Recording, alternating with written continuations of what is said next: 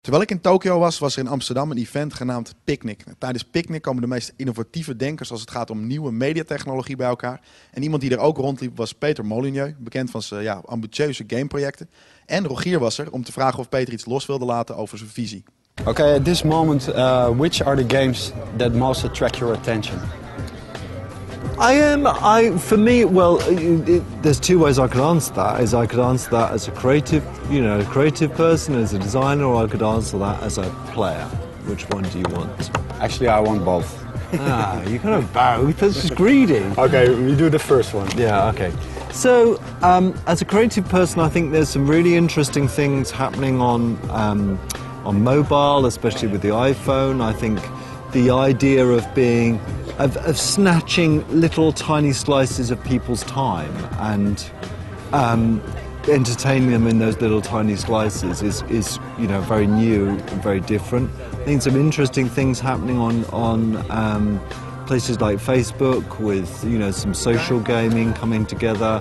It's still very early days. I think that's really interesting. I think there's some really amazingly fantastic things happening about the way people interact with games, whether that be with the Wii or whether especially with Natal from Microsoft. I think that means that we all as creative people have to think in very, very, very different ways. Een andere ontwikkeling is cloud gaming. Dat wil zeggen dat je een game niet meer vanaf je eigen console speelt, maar vanaf een server.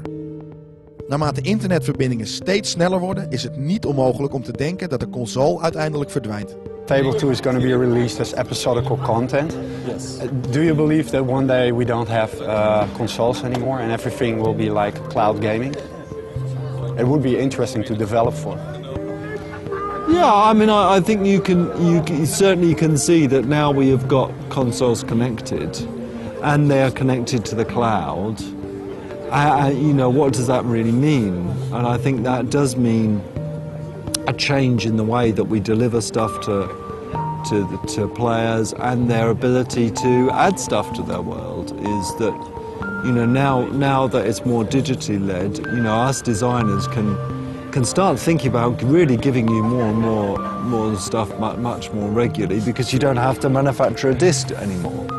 And so it does mean a big difference. Yeah. On mobile games, at the moment, mobile gaming is a really interesting market with the combination of GPS and a camera. You talked about worlds. Wouldn't that be an interesting market for you to create games for? Because absolutely. And are you doing that? I can't comment on that. But you're right. Yeah. Would you combine it with normal games? I find the whole of the mobile, the whole of the cloud technology, I find it absolutely inspirational. I love the idea that people are not sitting in their, lounges or bedrooms, that they're out and they're about, and that I can use everything about the mobile technology. I find that absolutely fascinating. And again, I think for me as a creator, it enables me to think of entertaining people in completely new and fresh and different ways. I mean, for me, it is, the biggest inspiration I've got about this is the ability to sort of carry things with you and to grab, you as a user, be able to grab things from this world and put them into your world. And I'm giving you too much of a hint. You always talk a lot about emotion. You have a strong preference for decision making, use of power. Aren't you afraid that you drift away too much from gameplay? By focusing too much on human behavior? Yeah, that's a very good question. I mean, I think, and I often say this, we can't use things like moral choices as an excuse for making a poor gameplay. It's always got to be additive.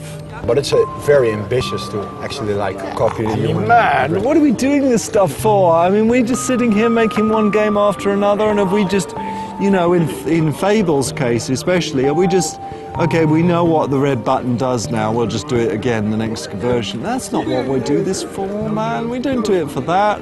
We've got to push ourselves. But that defines what computer games are.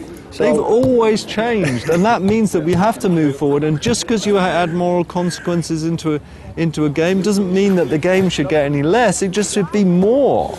But it's interesting because in Fable 3 you will be a king or a ruler. Yeah.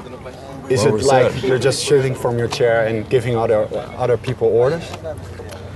You should think the gameplay will be totally absolutely different. not. It's that one half of Fable is the journey to what we call the journey to rule, and that's very, very much like, you know, Fable, in a way, Fable 2 and other games, is that, you know, you'll see these terrible things happening in the world and you lead this revolution, you then finally overthrow this evil tyrant, and then we give you something new to play with. And this new thing that you play with is called judgments. And so you've got everything then that you had in the first part of the game, plus you've got these judgments. And you as a ruler are free at any time to be able to go into the world and say, no, I'm going to see what this is myself. So all of this is additive to what is previously. Okay. And just remember, and I've only just talked about the rule, because I'm only allowed to talk about the rule. I haven't even told you what we're doing on the gameplay side, which is, you know, my trick in the press is talk about, we leave the most exciting thing for later. So I just, you know, there's plenty of gameplay stuff coming to be talked about. We'll have to wait for that. Yeah. A big tin and a smiley face. There we go. What do you think? If you look at controllers, we've seen the demo on Natal. Fable 3 would be an ideal game to feature Natal technology. Not implementing it would give the idea that it's far from ready. What do you mean by that? Well, Fable 3 is coming out next year. It's not going to use Natal. And I never said that. Oh, I've read it. But okay, that's interesting. Yeah. But that's still not sure, or no comment? I am going to say it's going to use a controller, but I never said it's not going to use Natal. Well, that's a nice. And obviously what would probably happen if I started talking about this is you would see a little red dot appear moving on my forehead, and then as I would start to speak the words, then there will be a shotgun fire and I would be assassinated. Quite clearly, you know, it's that sensitive. But let me get this absolutely straight. I have not said that we're not going to have Natal in Fable 3. All I've really said is that it is going to, you know, it is a controller experience. That doesn't mean there isn't going to be Natal. Well, that seems do you like really think, knowing me, as though maybe you do it over the years, that I wouldn't want to use something like Natal? I mean, that's just mad, man. That's why I asked the question. Yeah. Thank you very much for your time. Thank you very much.